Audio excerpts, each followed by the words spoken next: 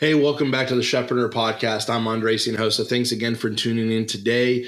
Today, we're going to talk about how when you're working your ASS off in your business, you're getting paid, but sometimes it's delayed. Now, I know that sounds a little cheesy, but I'm going to jump right in to what I feel like you need to hear. And podcast is really to get you motivated and understanding that, and to break your cycle of if you're working at a job, just over broke job, and you're working for someone else, how to transition mentally a little bit more into being a chefpreneur, right? An entrepreneur. Because the thing is, realistically, is there's a lot of things that you're doing in your business that sometimes feel like they're not bringing in that paycheck. Because there's a lot of things when you're a business owner, as opposed to working at a job where you are not getting paid up front. And let me explain by this. So I'm going to first just kind of go with your traditional, like when you have a job and the difference between a chefpreneur and someone who has a job. And again, getting paid, but it's just delayed, right? I actually want to make a shirt about that because I feel like some of you guys need to hear this, and sometimes it gets discouraging, and I want to uplift you and give you a couple metaphors and analogies that should help you kind of get over that hump and keep you motivated for continuing the hustle and the grind, right? So with that being said, listen, if you have a job, let's say right now you're working a 9 to 5, doesn't matter. You could be working as a professional chef, as a cook. You could be wanting to start a business, a personal chef business, a chefpreneur business, as we call it, but you're not even in the industry, right? You could be working at a bank. You could be working at, we've had tons of students that have been realtors and all types of things. But here's the deal. When you're working a job, right, it's very basic and easy to figure out the pay thing because, usually you get paid biweekly every 2 weeks, but you come in, you clock out, you get paid for your hours. Or if you're a salaried employee, it's like, I work 2 weeks and here's my salary, here's my paycheck. So it's really easy to decipher, like there's instant gratification on your pay. Now that might be one pro in having a job, like the only pro that you have is there's instant gratification usually on pay, right? You go, you pay, you work, and you get paid. As an entrepreneur, you have to understand that as you're building your business, or let's say you already have your business established and you're growing your business, there's going to be a lot of activity and a lot of things that you're working on where the pay is delayed, right? You don't necessarily get paid in 2 weeks from then.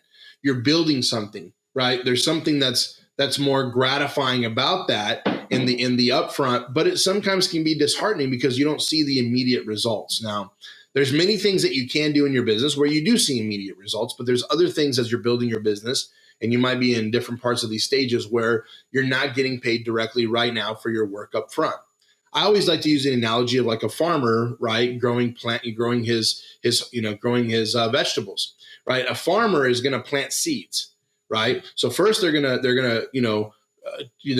going to plow up the dirt, right? They're going to kind of get the dirt open, aerated. They're going to plant seeds. They're going to then kind of put some topsoil on it. And then the farmer is going to start to, water it and keep watering it and taking care of it. And all of a sudden a sprout comes out of the ground. And all of a sudden now, just because you see that sprout, again, it's like a corn sprout. I went to high school in Iowa, if anybody can relate to living in farm country, but there's soybean and corn all around you in Iowa. And I remember it's like, at a certain specific time in the year, there's always, you start to see the sprouts of little tiny baby, corn stalks, right? Like tiny, right? Now, clearly when you see the sprout, you get a little bit more excited, but there's no corn to be harvested, right? There's no ear of corn on the stalk. It's just a little baby plant, right? And it continues to grow and grow. And so a farmer is doing what? They're working, they're putting in the effort, but the pay is delayed. The harvest is delayed. Right. And here's the thing. There's a scripture in the Bible that talks about it. It's my favorite scripture in the world. It's Galatians 6:9. And it says, you'll reap a harvest. In a nutshell, says, if you'll reap a harvest, if you do not give up. And many of you guys, I wanted to create this episode in this podcast because, again, so many times I talk to so many of you and you're like, Chef, I feel like I've been working on my business for years and it's not paying off. Now, there is things that you probably are doing in your business, with all due respect, because I know I coach all of you, that you're doing in your business that are not going to reap a harvest. Now, that's a whole different conversation. But when you're following a plan like our framework or like the Chefpreneur framework, and you're actually going through the steps, yes, there's going to be things where you're building your website and you're building up your brand and you're discovering your niche and you're figuring out who your ideal client is and you're doing all this work that right now, in turn, no one's going to pay you for next week, right? Like you're not going to get a paycheck for doing those in your business. However, as you go through this process and you're planting those seeds and you're taking care of that stock and you're taking care of your business and you're growing it surely but slowly, and you're going through this foundational piece that you're really building something solid, you're planting seed and the harvest will come. You just can't give up. So much of you, so many times I've seen many of you where you're so close, right? There's a tweak that you have to make. And again, this is the reason why you're probably listening to this podcast is you're trying to figure this stuff out. You're saying, Chef, I need help. I've been doing this for a year. I've been doing this for 2 years and I've had a level of success, but I want to go next level. Like, what am I doing wrong? Again, there is specific steps, just like a farmer doesn't go out of order, right? He doesn't just throw seed on the ground. He has to do it in an order. He has to dig out a little kind of dredge. He has to put the seed inside the soil, put topsoil on it. You can't just throw the seed around. I mean, you might have some sprouting just because of the wind moving it around, but you have to follow a process. And there's a way that you have to go about building your business in that way. And that's probably another episode I'm going to record.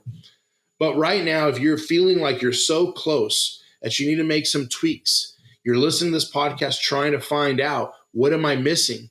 Well, here's the thing. I just want to encourage you.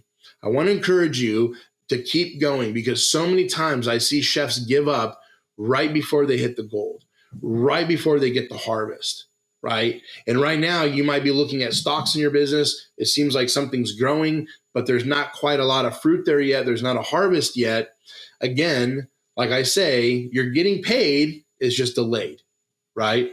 And sometimes, for instance, even just me personally in my business, when I started my business about almost 8 years ago now, there was so much things. We teach a very amazing strategy called strategic partnerships when we talk about marketing your business. And basically, it's how to partner with companies that are serving your same clientele, but they've been around a lot longer than you. They have an established brand, and you kind of piggyback off them, and you talk to them and you partner with them and say, hey, how do I piggyback off this company so they can tell all these clients that are my ideal clients too, and they're referring me to them, right? And so again, just in a really example, there's actually other podcasts I've recorded about strategic partnerships, but one really quick example would be like, let's say that you specialize in keto-friendly food. Well, you could partner with a nutritionist who is recommending people to get on the keto diet, right?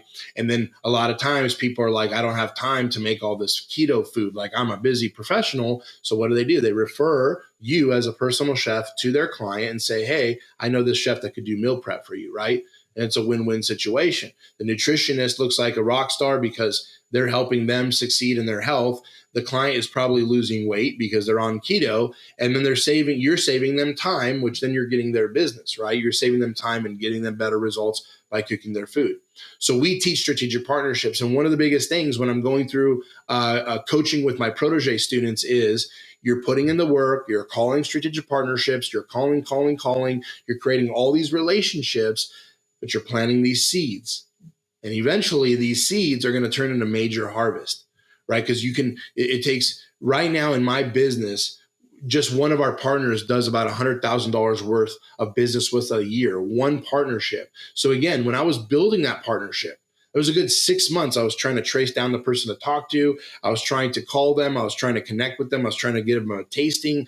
It took me 6 months to find the person, the concierge person that was responsible for booking all the chefs in San Diego with that company.